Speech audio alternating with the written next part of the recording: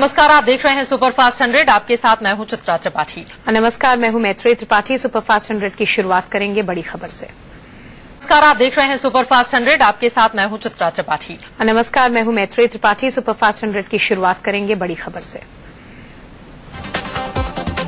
चुनाव आयोग ने झारखंड और जम्मू कश्मीर में विधानसभा चुनावों की तारीखों का ऐलान कर दिया है। दोनों राज्यों में 5 चरणों में चुनाव होंगे। 25 नवंबर, 2 दिसंबर, 9 दिसंबर, 14 दिसंबर और 20 दिसंबर को वोटिंग होगी। वहीं चुनाव आयोग ने बताया कि 23 दिसंबर को दोनों राज्यों में वोटों की गिनती होगी। विधानसभा चुनाव का ऐलान होते ही जम्मू कश्मीर और झारखंड में अभी से आदर्श आचार संहिता लागू हो गई है। जम्मू कश्मीर में 10,015 और झारखंड में 24,648 पोलिंग स्टेशन बनाए जाएंगे। 87 सदस्यों वाली जम्मू कश्मीर विधानसभा का कार्यकाल 19 जनवरी को खत्म हो रहा है, जबकि 81 सदस्यों वाली झारखंड विधानसभा का कार्यकाल 3 जनवरी को खत्म हो रहा है। जम्मू कश्मीर में चुनाव के ऐलान का सत्तारूढ़ पार्टी नेशनल कॉन्फ्रेंस ने विरोध किया है। पार्टी का कहना है कि आपदा को देखते हुए ये चुनाव के लिए सही वक्त नहीं है। वहीं दिल्ली में भी 3 विधानसभा सीटें के लिए मेहरौली, तुगलकाबाद और कृष्णानगर के लिए 25 नवंबर को वोट डाले जाएंगे। यहां भी 23 दिसंबर को रिजल्ट आएंगे। बीजेपी की 3 विधायकों के सांसद बनने के बाद ये सीटें खाली होंगी। हालांकि चुनाव आयोग ने फिलहाल दिल्ली में विधानसभा चुनाव नहीं होने के संकेत दिए। केजरीवाल के सीएम पद से इस्तीफा देने के बाद यहां पर राष्ट्रपति शासन लगा हुआ है। दिल्ली विधानसभा चुनाव पर सुप्रीम कोर्ट में एलजी नजीब जंग के जवाब का इंतजार है। अगर उन्होंने चुनाव की सिफारिश की तो चुनाव नहीं होंगे। आम आदमी पार्टी के संयोजक अरविंद केजरीवाल ने बीजेपी पर बड़ा आरोप लगाया है। केजरीवाल का दावा है कि बीजेपी दिल्ली विधानसभा चुनावों के मद्देनजर फर्जी वोटर कार्ड बनवाने वाली है। केजरीवाल ने ट्विटर पर लिखा है कि बीजेपी के वरिष्ठ नेता ने दिल्ली विधायकों को निर्देश दिया है कि वो हर क्षेत्र में कम से कम 5,000 फर्जी वोटर कार्ड बनवाएं। आपके समर्थकों के नाम वोटर लिस्ट से हटवाने के भी निर्देश दिए गए हैं। केजरीवाल ने यह भी दावा किया है कि बीजेपी इस धांधली के लिए पैसों का खेल खेल रही है। हर फर्जी वोटर कार्ड के लिए 1,500 रुपए और वोटर लिस्ट से नाम हटाने के लिए 200 रुपए की घूसखोरी हो रही है। अरविंद केजरीवाल बीजेपी पर लगाए गए आरोपों को लेकर सोमवार को चुनाव आयोग के अधिकारियों से मुलाकात करेंगे और औपचारिक शिकायत भी दर्ज कराएंगे। केजरीवाल के इन आरोपों को बीजेपी ने खारिज कर दिया है। पार्टी प्रवक्ता श्रीकांत शर्मा ने कहा कि केजरीवाल दिल्ली में अपनी जिम्मेदारी से भाग गए, अब लोग उन पर भरोसा नहीं करते। केंद्रीय मंत्री नितिन गडकरी ने नागपुर में संघ प्रमुख मोहन भागवत से मुलाकात की। खबर है कि दोनों के बीच महाराष्ट्र में सरकार बनाने और मुख्यमंत्री के मसले पर बातचीत हुई। नितिन गडकरी संघ प्रमुख मोहन भागवत से मिलने के लिए एक बार फिर अपनी स्कूटी से पहुंचे। हालांकि उन्होंने हेलमेट नहीं पहनी हुई थी। बीजेपी 27 अक्टूबर को महाराष्ट्र के मुख्यमंत्री के नाम पर मुहर लगा सकती है। विधायक दल का नेता चुने जाने के बाद 28 अक्टूबर को सीएम का शपथ ग्रहण समारोह हो सकता है। सूत्रों से खबर है कि बीजेपी ने सीएम तय कर दिया है। विधायक दल का नेता नागपुर से ही चुना जाएगा और वो ब्राह्मण होगा। सूत्रों से खबर यह भी है कि बीजेपी ने अंदर खाने देवेंद्र फडणवीस का नाम तय भी कर लिया है। हालांकि देवेंद्र फडणवीस के नाम पर अभी आधिकारिक मुहर नहीं लगी है। महाराष्ट्र के मुख्यमंत्री की ताजपोशी के लिए बीजेपी ने 3 जगह चुनी है: वानखेड़े स्टेडियम, महाराष्ट्र विधान भवन परिसर और बीकेसी ग्राउंड्स को। बीजेपी महाराष्ट्र के भावी मुख्यमंत्री के शपथ ग्रहण समारोह में बड़ी संख्या में लोगों को बुलाना चाहती है, इसीलिए उसकी पहली पसंद वानखेड़े ही है। हरियाणा के पंचकुला में नए सीएम की शपथ की तैयारी जोर शोर से जारी है। 26 अक्टूबर को शालीमार शॉपिंग मॉल के पास मैदान में मनोहर लाल खट्टर मुख्यमंत्री पद की शपथ लेंगे। प्रधानमंत्री नरेंद्र मोदी ने मुंबई में रिलायंस फाउंडेशन हॉस्पिटल का उद्घाटन किया। 1925 में बने मुंबई के पहले सरकारी अस्पताल के नवीनीकरण का काम रिलायंस फाउंडेशन ने किया है। कार्यक्रम का संचालन करते हुए अभिनेता और बीजेपी सांसद परेश रावल ने कहा कि इस बिल्डिंग में कभी सरदार वल्लभ भाई पटेल और जयप्रकाश नारायण जी पधारे थे और आज मोदी जी ने यहां आकर इसकी शोभा बढ़ाई है। इस समारोह में उद्योगपति मुकेश अंबानी, नीता अंबानी, कोकिलाबेन के साथ सचिन तेंदुलकर, मशहूर surgeon doctor Naresh Trehan, NCP नेता प्रफुल्ल पटेल सहित कई लोग मौजूद थे। मुंबई में अस्पताल के इस उद्घाटन समारोह में अमिताभ बच्चन, शाहरुख खान, आमिर खान, ऐश्वर्या रॉय सहित बॉलीवुड की कई जानी मानी हस्तियां मौजूद हैं। इस समारोह में शिवसेना सुप्रीमो उद्धव ठाकरे को भी न्योता दिया गया था, लेकिन वो नहीं आए। माना जा रहा था कि इस दौरान मोदी और उद्धव की मुलाकात हो सकती है। प्रधानमंत्री नरेंद्र मोदी ने दिल्ली के बीजेपी दफ्तर में दिवाली मंगल मिलन के तहत देश के वरिष्ठ पत्रकारों से मुलाकात की। पीएम बनने के बाद पत्रकारों से ये मोदी की पहली सार्वजनिक मुलाकात है।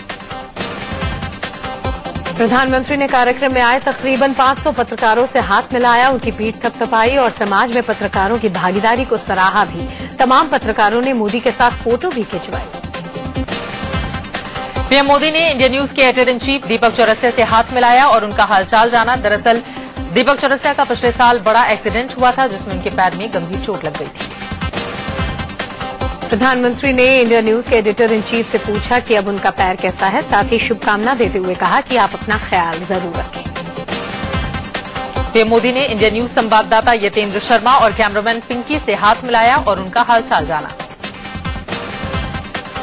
पत्रकारों से मिलने के पहले प्रधानमंत्री ने पत्रकारों को संबोधित किया। पीएम ने स्वच्छता अभियान में पत्रकारों की भागीदारी को सराहा और जनता में जागरूकता फैलाने के लिए आभार भी जताया। पीएम ने कहा कि मीडिया के माध्यम से सरकारों को भी जागना पड़ा है। आपने अपनी कलम को झाड़ू में बदल दिया है। पीएम ने कहा कि कुछ साल पहले तक आप लोगों के साथ मेरा बड़ा ही गहरा नाता था। मैं आप लोगों के इंतजार में यहाँ कुर्सियां लगाया करता था। वो दिन भी कुछ और थे, खुलकर बातें हुआ करती थी। पीएम ने कहा आप लोगों से बेहतर संबंध का फायदा मुझे गुजरात में मिला। मैं भी कुछ रास्ता खोज रहा हूं कि आप सबसे पुराने जैसा गहरा संबंध कैसे दोबारा बन सके। समय का सदुपयोग आप सबके बीच कैसे हो। दिवाली मंगल मिलन कार्यक्रम में अमित शाह, राजनाथ सिंह, सुषमा स्वराज समेत बीजेपी संसदीय दल के कई नेता मौजूद रहे। हरियाणा और महाराष्ट्र विधानसभा चुनाव में ऐतिहासिक जीत के बाद यह आयोजन किया गया है। पीएम मोदी के मिशन क्लीन इंडिया की तारीफ करने वाले कांग्रेस नेता शशि थरूर अब सीधे इस मिशन में कूद पड़े हैं। उन्होंने त्रिवेंद्रम में अपने समर्थकों के साथ कचरा उठाया और सफाई भी की। साफ सफाई के दौरान शशि थरूर ने न सिर्फ कूड़ा कचरा उठाया, बल्कि कचरे में पड़े एक मरे हुए चूहे को भी उठाने से परहेज नहीं किया। थरूर ने लोगों को साफ सफाई का संदेश दिया। पीएम मोदी की तारीफ करने के चलते कांग्रेस शशि थरूर को प्रवक्ता पद से पहले ही हटा चुकी है। अब थरूर जिस तरह सीधे मोदी के मिशन से जुड़ गए हैं, ऐसे में नजरें एक बार फिर कांग्रेस पर जा टिकी हैं कि अब आगे क्या होगा। केंद्र में नई सरकार बनने के बाद रेल मंत्री सदानंद गौड़ा की संपत्ति में सबसे ज्यादा इजाफा हुआ है। गौड़ा की संपत्ति 2014 लोकसभा चुनाव के दौरान घोषित 9 करोड़ 88 लाख रुपए से बढ़कर अब 20 करोड़ 35 लाख हो गई है। बागपत में एसपी नेता और दर्जा प्राप्त राज्य मंत्री के पिता की दबंगई सामने आई है। एसपी नेता धर्मपाल पर पुलिसकर्मियों को धमकाने और पशु तस्करी में शामिल अपराधियों को बचाने का आरोप लगा है।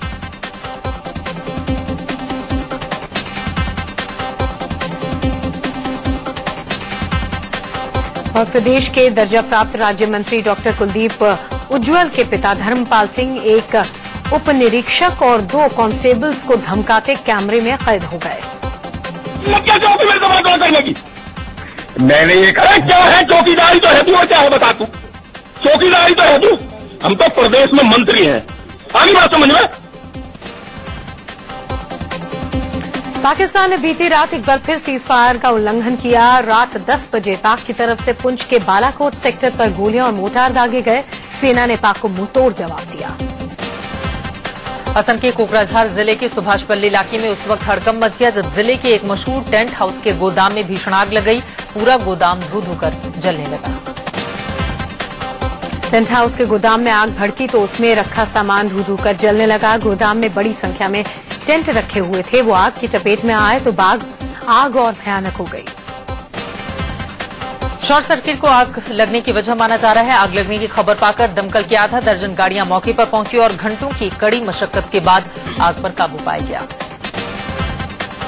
टेंट हाउस के गोदाम के मालिक का आरोप है कि तुरंत खबर दिए जाने के बावजूद दमकल कर्मी घंटों बाद मौके पर पहुंचे, जिससे आग ज्यादा फैल गई। आग के चलते करोड़ों के नुकसान का अनुमान है। मुंबई में प्रोड्यूसर एकता कपूर के क्लिक निक्सन स्टूडियो में आग लग गई। आग इतनी भीषण थी कि स्टूडियो पलक झपकते ही जलकर राख हो गया।